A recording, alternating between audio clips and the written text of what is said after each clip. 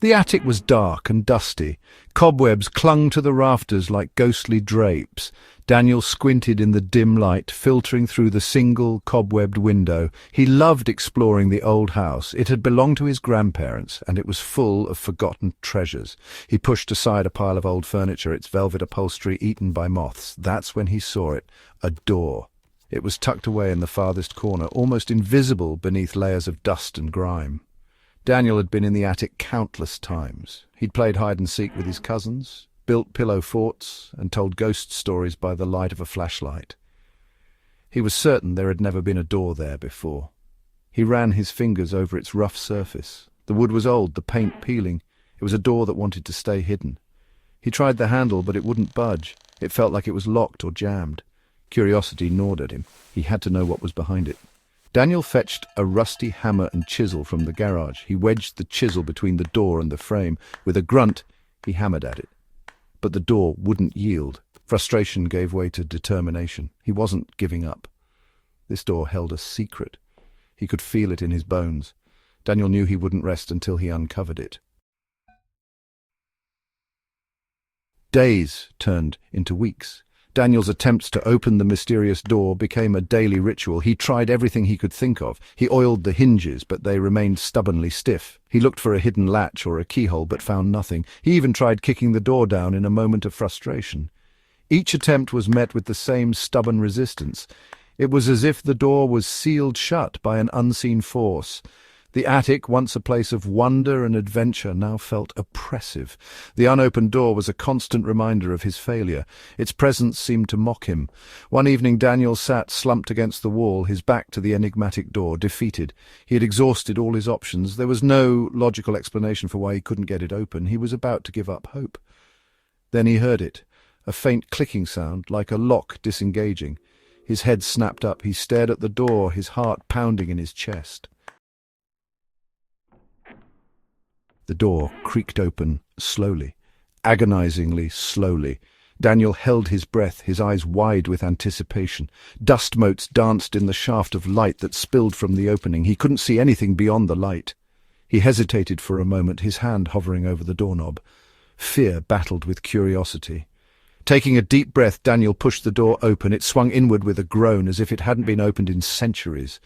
The hinges let out a long, mournful wail. It was the sound of something ancient and forgotten. The air grew cold, sending a shiver down his spine. The light from the attic didn't penetrate whatever lay beyond. It was as if the doorway led into a void, an abyss of unknown possibilities. He took a step closer. One foot crossed the threshold, then the other. The world dissolved around him.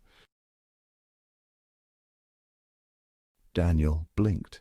He was standing on a cobblestone street. Gaslights flickered, casting an eerie glow on the buildings around him. The air was thick with the smell of wood smoke and something else he couldn't quite place. It was familiar yet alien, like a memory from a dream. He looked back, but the door was gone. He was trapped. He recognized the street. It was Elm Street, his street, but it was different. The buildings were twisted, grotesque versions of the ones he knew. The town square, usually bustling with activity, was deserted. An unsettling silence hung in the air. He saw a figure huddled in a doorway, a man, his face hidden by a wide-brimmed hat. Daniel approached him cautiously. "Excuse me," he called out. The man didn't move. Daniel tried again. "Can you tell me where I am?" This time the man slowly raised his head. His eyes, hollow and black, met Daniel's. A cold shiver ran down his spine. "You're home," the man rasped, his voice like dry leaves. "You just don't remember it yet." Daniel's mind reeled. What did he mean? Daniel wandered the strange, familiar streets.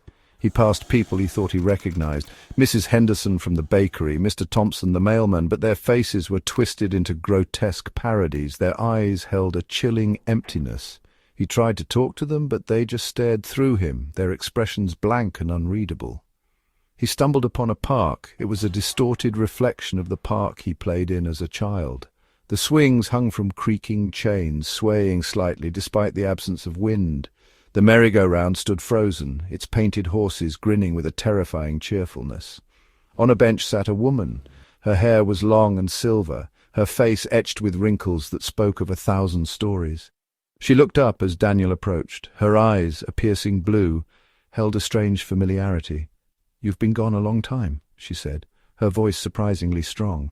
Daniel froze. "Do I know you?" he asked, his voice barely a whisper. The woman smiled sadly. "You know me better than anyone," she replied. "Or perhaps you've simply forgotten." The woman's words sent a jolt through Daniel. Forgotten? What was she talking about? He sat beside her on the bench, the metal cold beneath his touch. "What is this place?" he asked, his voice shaking. "What's happened to everyone?" "This is our town," the woman replied, her gaze fixed on the swaying swings. "This is what becomes of it when you forget." She spoke of memories, fragments of a life Daniel couldn't quite grasp. She described events, places, and people that seemed both familiar and utterly alien. She told him of a hidden world, a world woven into the fabric of his own, a world he had once known intimately, a world he had forgotten. She spoke of a choice he had made, a choice that had led him away from this place, a choice he could now reverse. "But why can't I remember?" Daniel asked, his mind racing. "Why has everyone else forgotten?" The woman sighed, her breath misting in the cold air. "Some truths are too painful to bear," she said softly. "Some memories are better left buried." Days turned into nights. Daniel spent his time with the silver-haired woman. He learned her name was Ilara. She helped him piece together the fragments of his forgotten past. He discovered he had once possessed a gift that allowed him to travel between worlds, a gift he had used to escape the pain of this place. But in choosing to forget, he had condemned this world and its inhabitants to a shadow existence, an existence devoid of joy, of hope, of color. Now he was faced with a choice. He could stay in this world, the world of his forgotten past, and try to restore it to its former glory. Or he could return to his own world, to the life he had built, and leave this place to its fate. The weight of the decision pressed heavily on him. He felt responsible for the state of this world, for the emptiness in Ilara's eyes, but he also longed for the comfort of familiarity, for the life he had left behind. He was torn between two worlds, two lives, two versions of himself. The choice was his to make, and it was a choice that would change everything. Daniel stood before the shimmering portal. It had appeared in the town square, a swirling vortex of colors and light. He took a deep breath, the air thick with the bittersweet tang of memories. He could feel Ilara's gaze on his back, heavy with unspoken emotions. He thought of the life he was leaving behind, his family, his friends, the comfort of the known, and he thought of the world he was choosing, a world shrouded in shadows, a world he barely remembered, a world he might not be able to save.